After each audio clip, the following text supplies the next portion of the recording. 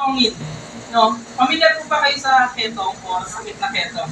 Yan. Makikita natin, sa kabila ng kanyang sakit, siya yung nag-initiate lumapit sa ating Panginoon. Kaya sa umagang ito, mga kapatid, kikilalanin natin sa buhay natin, minsan pa, ang dakilang manggagamot. No? Walang iba kundi ang ating Panginoong Yesus. No? Kaya, mga kapatid, ihanda po natin ang ating mga puso at isipan sa umagang ito upang palakasin pa ang ating pananampalataya. Sa kabila ng ating mga dinadala, sa kabila ng ating sitwasyon sa ating buhay, meron tayong isang dakilang manggagamot. Walang iba kung ang ating Panginoong Jesus. Kaya manalangin muna tayo at lapit natin ang gawain ito, ang pakikinig ng salita ng ating Panginoon sa oras na to. Sige po mga kapatid, manalangin po tayo. Hallelujah! Hallelujah! Dakilang Diyos, purihin ka, Panginoon. Sa oras na to ay kami po'y nagpapasalamat, Lord. Sapagkat sa umaga pa lang, pagkagising pa lang namin, Panginoon, tinatawag mo na kami upang manalangin, tinatawag mo na kami, Panginoon, upang mag-worship, umawit, magpuri sa iyo sa umagang ito, Panginoon. Lord, turuan mo po kami sa umagang ito na magtiwala at lumapit sa iyo, Panginoon, sapagkat ikaw ang dakilang manggagamot ng aming buhay. Panginoon, buong puso po kami nagpapakumbaba at humihingi ng pagpapatawad sa aming mga kasalanan na naghagawa, Panginoon, sa isip, sa salita at sa gawa na hindi namin na hindi naging kalugod-lugod sa iyo, Panginoon. Patawad po, Lord, pakalinisin mo ang aming puso at isipan, Panginoon. At sa umagang ito, tanging pangalan mo lamang ang maitataas sa aming buhay, Panginoon, sapagkat karapat-dapat ka, O Lord, na aming sambahin sa aming buhay, Panginoon. Pinupuri ka namin at dalangin namin, Panginoon, sa umagang ito, ang malayang pagkilos ng iyong banal na Espiritu at anumang gawa ng kaaway, Panginoon, ay amin ang winawasak ngayon pa lamang in Jesus' mighty name, Lord God. Maraming salamat po, Lord. Pangalan ni Jesus. Yan. Dakilang manggagamot, mga kapatid. No, yung dalawa na yon, yung nakita natin is, hindi siya pinangalanan ng Bible. No? Bakit kaya hindi pinangalanan? Simple lang, para tayo ay makarelate. Kasi pag may pangalan yung isang karakter sa Bible, ibig sabihin, meron siyang malaking part sa Bible, kaya meron siyang pangalan. Pero dahil dito, hindi binanggit kung sino yung taong yon, kung ano yung pamumuhay niya, kung saan siya nakatira. Ang alam lang natin, meron silang ketong at isang paralisado. Yun lang yung alam natin. Pero ano nga ba yung matututunan natin sa kanila? No, pasok na po tayo at medyo mabilis lang naman to at abutin tayo ng mga 12 siguro. Yan. Praise God. Yan. Amen. Nandiyan po ba tayo? Amen. Yan. Marcos. Papasok po tayo sa Marcos chapter 1 verse 40. Yan. Buksan po natin ang ating mga Biblia. Yan. Mukhang may nagdadala pa ba ng Bible, mga kapatid? Yan. Nasaan na yung mga Bible natin? Nasa bahay.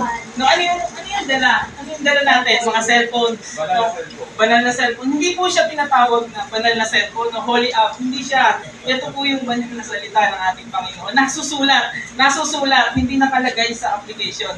No, kaya, mga kapatid, yung Bible natin, dali natin, no, yung sandigan natin sa ating nakikipaglaban sa spiritual, ang salita ng ating Panginoon. Marcos chapter 1 verse 40 42. Yan. Pasok tayo. Yan. Sabi po dito, isang taong may ketong ang lumapit kay Jesus. Lumuhod ito at nagmakaawa. Kung nais po ninyo, ako'y inyong mapapagaling at magagawang malinis. No? Mga kapatid, alam niyo po ba, yung ketong that time ay kinukonsider na nakakamatay o nakakahawa. No? Alam niyo po mga kapatid, that time, pag meron kang ketong, no, ibig sabihin, meron kang kasalanan. No? At alam niyo po ba kung ano yung kasalanan na yon? No? Baka magulat po kayo. Ang sabi ng mga scholar, o even the Bible, no, sinasabi niya, yung mahilig marites. No? Yung mahilig chismis. No? Sabi, even the Bible nagsasabi na yung ketong pala, nagmumula dun sa kasalanan. No? Kasalanan dahil may yung marites. No? Kaya mga kapatid, alam niyo na. Tapos, kaya siya nakamamatay kasi pag meron kang keto, walang cure, no? Walang gamot.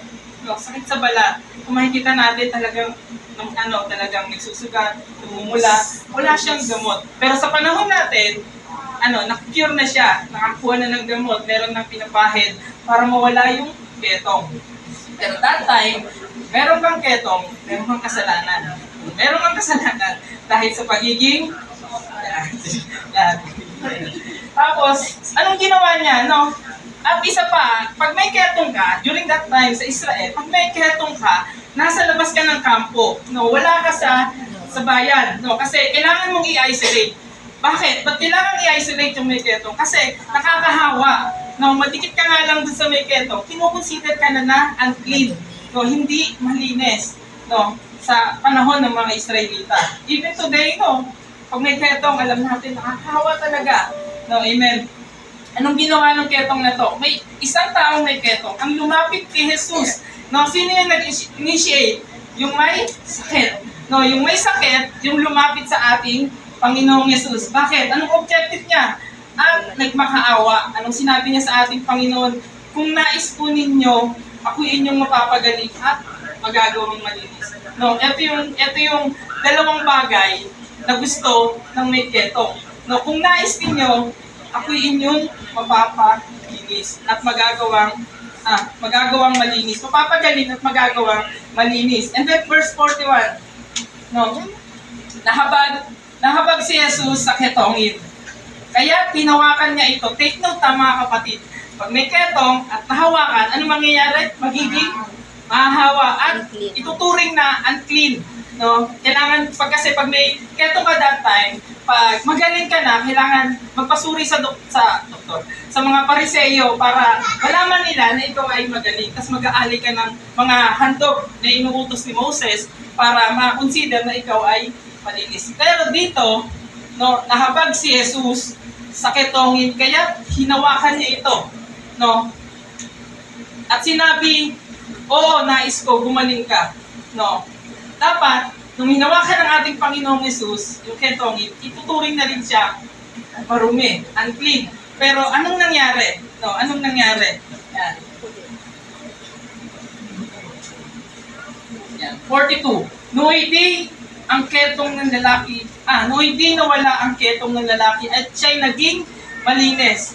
No, ibig sabihin, hinawakan siya ng ating Panginoong Jesus, imbis na maging marumi ang ating Panginoong Jesus, ay naging malinis. Bakit? Kasi ang ating Panginoong Jesus ay Diyos, ay holy, no, malinis. Kaya ibig sabihin, imbis na ang ating Panginoon ang maging marumi, ang nangyari ay naging malinis yung ketongin. No, nakikita na natin mga kapatid. At siyempre, kung ikaw ay magaling, no, kung ikaw ay gumaling na sa iyong sakit, ano yung dapat natin gawin? No, sino rito gumaling na sa mga sakit? Ano, pagkatapos niyong gumaling, anong ginawa niyo? Nag-cellphone po agad? Nag-cellphone kaya agad, pinost sa Facebook, feeling well, o ano. Ganun po ba, status update? No? Yun pa yung ginawa natin. No? And then, 43. Yan, basahin na lang po natin. 43. Matapos, yan, tingnan po natin sa ating mga Bible. Marcos chapter 1, verse 43. Matapos mapagbilinan, agad siyang pinaalis ni Jesus. No? And then verse 44, pinagsabihan ng ganito. No? May instruction. No? Kasi magaling ka na, may instruction. Huwag mong sasabihin ito kanino man. No? Napakasimple, huwag sasabihin. No? Huwag sasabihin kanino man. Pero anong nangyari? Huwag mong sasabihin ito kanino man. Sa halip, no? Sa halip, magpunta ka at magpasuri sa pari. Pagkatapos, mag-alay ka ng handog para sa Diyos ayon sa inuutos ni Moses. So, ibig sabihin, dahil magaling na siya, kailangan niya ng confirmation. Tayo, di ba, yung mga nagtatrabaho dito, paano tayo nakukonsider na magaling na? Kukuha ng med-cert, fit to work, no? Yun. Fit to work po talaga, ha? Yung kukunin, ha? Yung talagang nagkasakit at gumaling, ha? Yun po yung yung kinukonsider na fit to work. Baka naman nagkasakit lang, baka naman walang sakit tapos kumuha ng fit to work. Huwag ganon mga kapatid. No, huwag po ganon. Yan. Bilang patunay sa mga tao na ikaw ay magaling at malinis na. 45. Ngunit, no, anong nangyari? 45. Verse 45. Tingnan po natin sa ating mga Bible o cellphone. Ngunit pagkaalis ng lalaki ay kanyang ipinamalita. No?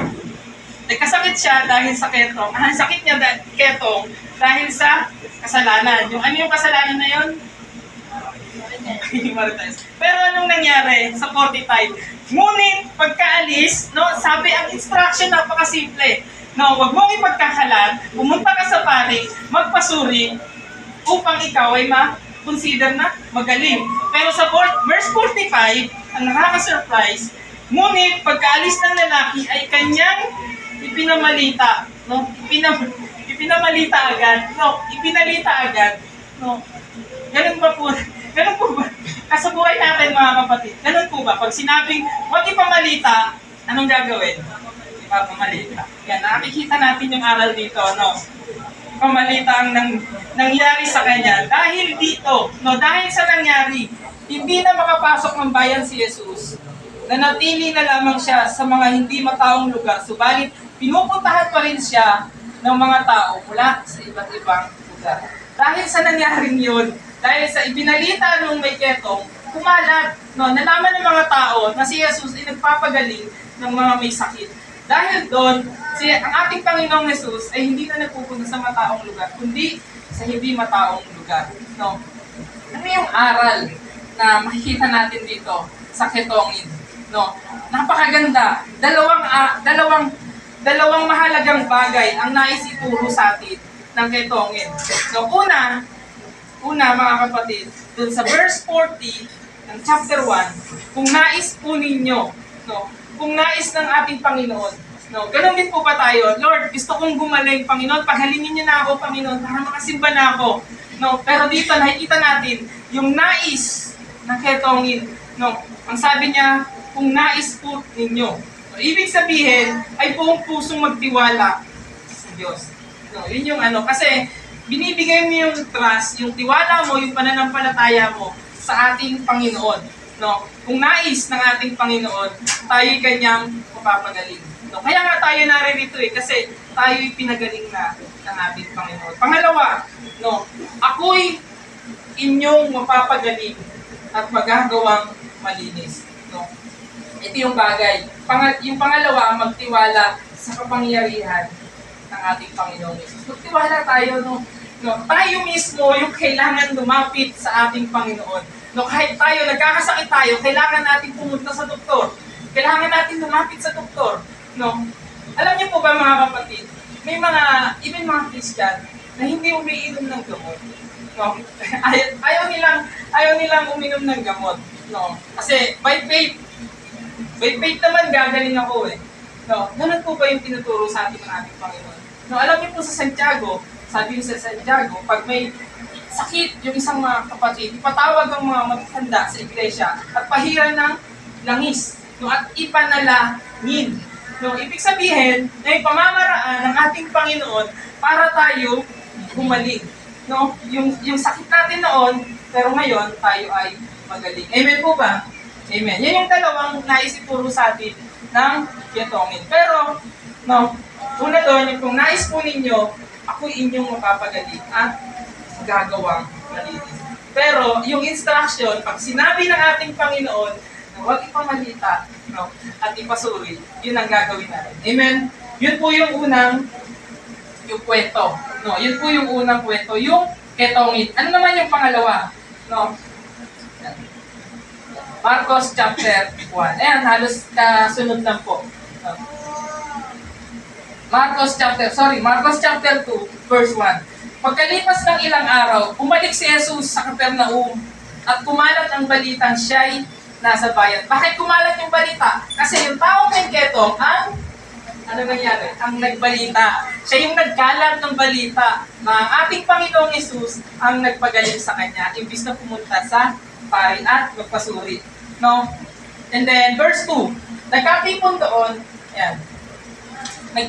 doon ang napakaraming tao kaya't halos walang mapwestuhan kahit sa labas ng pintuan habang nangangaral ang ating Panginoong Jesus. No? Habang nangangaral ang ating Panginoong Jesus. Kung makikita natin dito, talagang crowded. No? Crowded. Tingnan natin yung sitwasyon. Nagkakatipon doon ang napakaraming tao. No? Kung isang bahay at napakaraming tao, anong senaryo? Di ba siksikan? No, siksikan. Dahil doon, no, habang nangangaral ang ating Panginoong Jesus, 3. Yan. may dumating na 4 na taong may dalang isang paralitiko, pasan-pasan. No, 4 na tao na pasan-pasan. No, bakit kaya? Alam niyo po, yung pagka-paralyzed na yung isang tao, kinukonsider na din siyang patay. No, kinukonsider na din siyang patay. Bakit? Kasi hindi na rin makagalaw. No, hindi na rin siya makagalaw. Kaya, kinukonsider na rin siyang patay. Pero, dito, makikita natin, ano yung nagtulak dun sa paralitiko, makalapit sa ating Panginoon. Ano yung dahilan? No? And then, hindi sila makalapit kay Jesus. Bakit hindi sila makalapit? Dahil sa, hindi nila mailapit ang paralitiko kay Jesus dahil sa dami ng tao. Anong ginawa nila? Kaya binakpak nila ang bubong sa tapat niya at ibinaba ang paralitikong nakaratay. Kasi lahat dahil yung kisame ng mga Israelita o doon sa mga bahay nila ay gawa sa putik, putik na tinapal doon. Kaya ang ginawa nila, dahil hindi sila makapasok, binakpak nila yung taas, binakpak nila. 4, take note, 4 na kaibigan, hindi sila makalapit dahil sa dami ng tao. Kaya binakpak nila. Ito na lang yung chance para makalapit sa ating Panginoong Hesus. Kasi nandun sila sa labas hindi sila makakapasok dahil sa dami ng tao. And then, verse 5. Nang makita ni Jesus kung gaano kalaki ang kanilang pananampalataya. Kaninong pananampalataya? Dun sa 4. Kasi yung paralitiko, kahit naman makikita natin yung paralyzed, halos hindi na natin makausap kasi talagang hirap. Kasi pag matagal kang nakahiga, talagang yung likod, ano mangyayari? Mamumula, parang mamamaga dahil yung pressure ay napupunta sa likod dahil sa tagal ng pagkakahiga. Ganun po yung nangyayari. And then verse 5, nang makita ni Jesus kung gaano kalaki ang kanilang pananampalataya dun sa mga kaibigan, sinabi niya sa paralitiko mismo, anak, pinatawad na ang mga kasalanan mo. Teka lang po. Bakit ganun? Andun sila para pagalingin yung paralitiko. Pero bakit sinabi ng ating Panginoong Hesus, anak, pinatawad na ang mga kasalanan mo. Kung titignan natin, sa ketongin, kaya siya nag-ketong dahil sa kasalanan. Dito, makikita natin, dahil sa paralitiko, meron siyang kasalanan. Pumunta sila doon para siya ay gumaling. Pero dito, makikita natin, bakit sinabi ng ating Panginoong Hesus, anak, pinatawad na ang kasalanan mo. Alam niyo po ba mga kapatid, tanging Diyos lamang ang makakapagpatawad ng kasalanan. Agree po kayo? Amen. Yun din yung paniniwala ng mga Israelita. So, ibig sabihin, kung kiniklaim mo na pinapatawad mo yung kasalanan ng isang tao, ay ikaw ay Diyos. Dito pa lang, makikita na natin na ang ating Panginoong Hesus ay Diyos. Dahil kaya niyang magpatawad. Isa pa mga kapatid, kaya pinopoint out ng ating Panginoong Hesus dito yung kasalanan. Kasi, alam niyo po, hindi tayo makakaharap sa ating Diyos, Diyos Ama, kung meron tayong kasalanan. The moment na humarap tayo sa Kanya, mamamatay tayo. Mamamatay tayo dahil sa ating kasalanan. Kaya nga, big deal or pinopoint out ng ating Panginoong Hesus dito na dapat malinis tayo sa harapan ng ating Diyos. Oo mga kapatid, nagkakasala tayo sa araw-araw. Nakakagawa tayo ng kasalanan. Siguro yun din kaya yung dahilan kung bakit tayo nagkakasakit. Pero alam niyo po ba, hindi ang Diyos ang nagbibigay sa atin ng pagsubok. Even kay Job, inalaw ng ating Panginoon kay Satan, pero ang Diyos mismo hindi. Si Satan mismo ang nagpahirap kay Job. Amen. Amen po ba mga kapatid? Yan, amen. 6. Ang anong nangyari? Ang ilang mga guro ng kautusan na nakaupo roon ay nagtalo-talo sa kanilang sarili. Okay. Yan. Ay nakaupo ang ilang tagapagturo ng kautusan na nag-iisip ng ganito. Nagtatalo-talo. Bakit? Kasi sila, alam nila na ang Diyos lamang talaga ang makakapagpatawad ng kasalanan. ano ito? No, bakit may isang tao dito na sinasabihan yung paralitiko na pinatawad na ang iyong kasalanan? No, ano yun? Ano yung nangyayari? No, kasi alam naman natin yung mga Pariseyo, nandun sila para tuligsain ang ating Panginoong Yesus. And then verse 7. Yan. Bakit siya nagsasalita? Bakit nagmumusong ng ganito ang mga taong ito? No? O nagsasalita ng mga taong ito? Sino ang makakapagpatawad ng kasalanan? Hindi ba ang Diyos lamang? Tama yung thinking nila. No? Kasi ang Diyos lamang ang makakapagpatawad ng ating mga kasalanan. No? Kaya mga kapatid, no, yung mga kasalanan natin, sa Diyos natin ilapit. No? Sa Diyos natin ilapit. Huwag sa tao. No, kasi alam natin, sa tao, pag sinabi natin yung mga kasalanan natin minsan, nagkakaroon na ng judgment. No, lalo't kung hindi mananampalataya. Amen. Yan. Verse 8. Ang lalim, no? Nang matalos. Yan. Verse 8.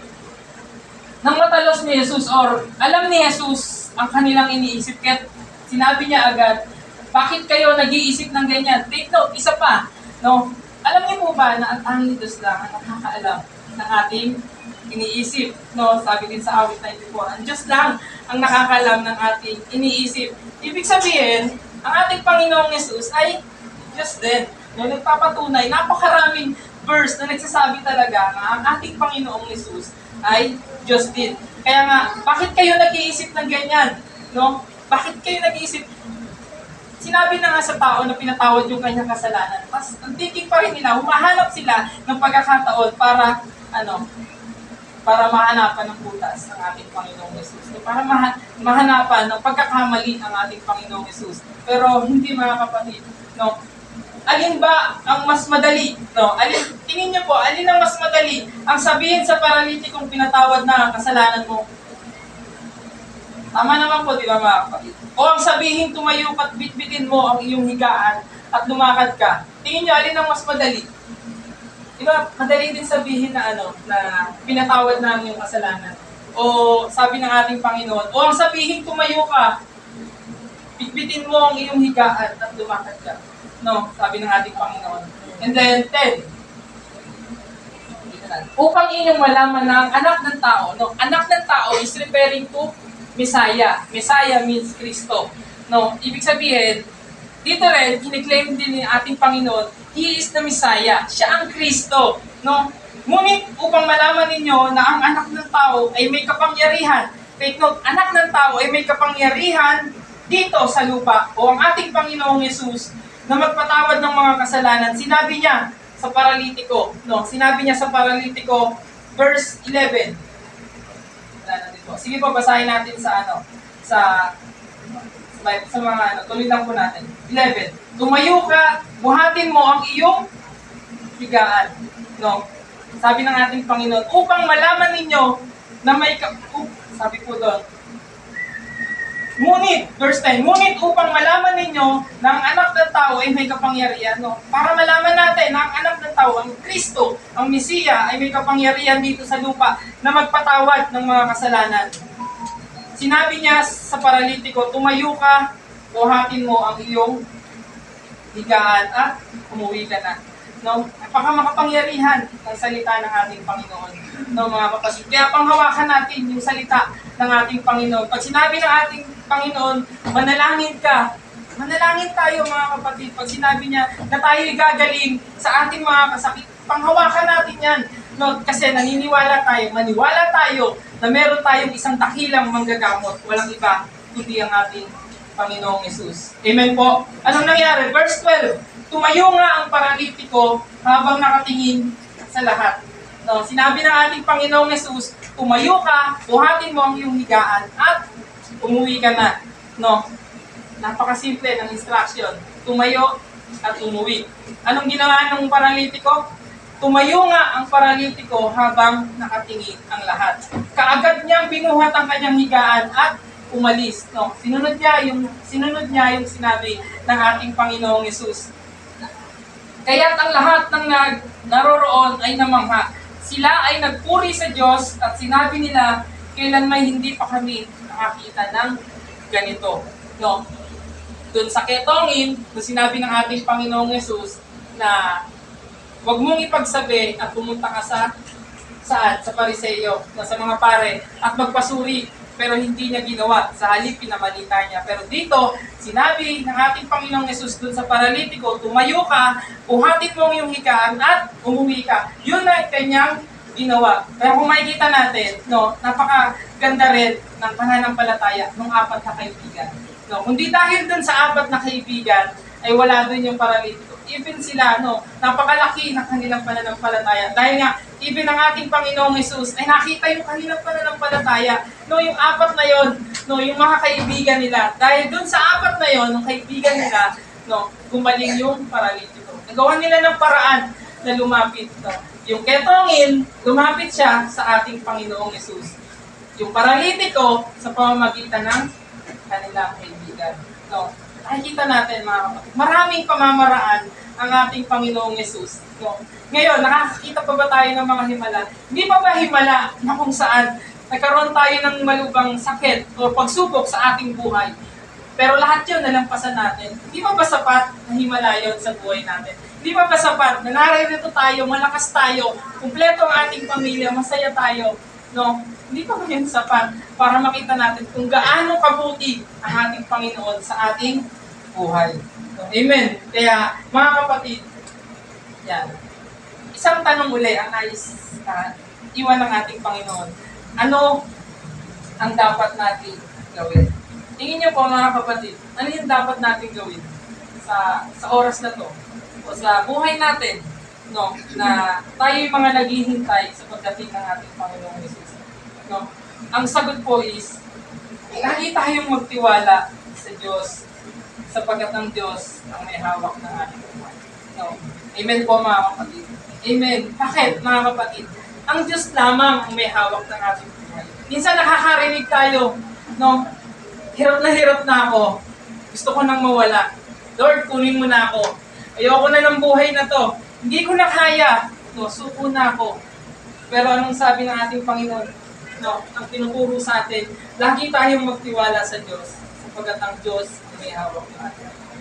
Kung ano man yung sakit na nararamdaman natin, kung ano man yung pagsubok na nararanasan natin, no, yung ketongin, lumapit sa ating Panginoon. Yung paralitiko, ibinuhat, inilapit sa ating Panginoon.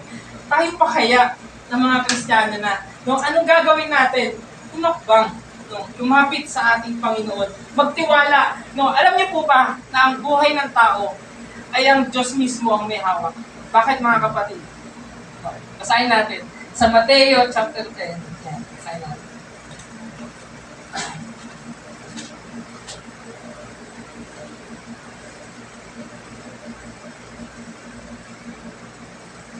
Yan, chapter 10, verse 29. Hindi ba't ipinagbibili sa halaga ng isang salapi, no, tanso ang dalawang maya? Gayon may hindi, no, hindi, gayon man kahit isa sa kanila hindi nahuhulog sa lupa kung hindi kalooban ng inyong Ama. Ibig sabihin, ang buhay ng tao ay nasa kalooban ng ating Ama. No, kaya lang minsan, ang nangyayari, dahil sa kakapumilit natin, tayo ay napapahamak. No, kaya, mga kapatid, habang may buhay, totoo nga yung kasabihan, habang may buhay, may pag-asa. No, may pag-asa, mga kapatid. No, kung yung dinadala natin ngayon, ang Diyos lamang ang magpapagaling sa atin. No, panghawakan natin yung kanyang mga salita. No, kaya, pwede rin nating sabihin sa ating Panginoon, yung sinabi ng ketongin, no, kung nais po ninyo, ako'y inyong mapapadali at magagawa ko. Kung iibigin ng ating Panginoong Hesus, sabihin natin sa Kanya, no, kung tiwala tayo sa Kanya, sabihin natin, Lord, sa kalooban mo, Panginoon, ako'y iyong magagawa malinis. Yun yung dalawang aral na matututunan natin dito. No, pagtiwala sa kapangyarihan ng ating Panginoong Hesus. Dahil siya lang yung nag-iisang dakilang magagawa ng ating buhay. Amen? Amen po. Yan, mga kapatid. Tapos lahat ng ginagawa natin nito, huwag natin kalilimutan dahil sa kapurihan ng ating Panginoon. To God be all the glory, mga kapatid. Amen po. Yan. Amen po. Yan po yung maiksing yung mensahe sa atin. Palakpakan natin ang ating Panginoon. Yan. Mga kapatid, manalangin tayo. No? Manalangin tayo sa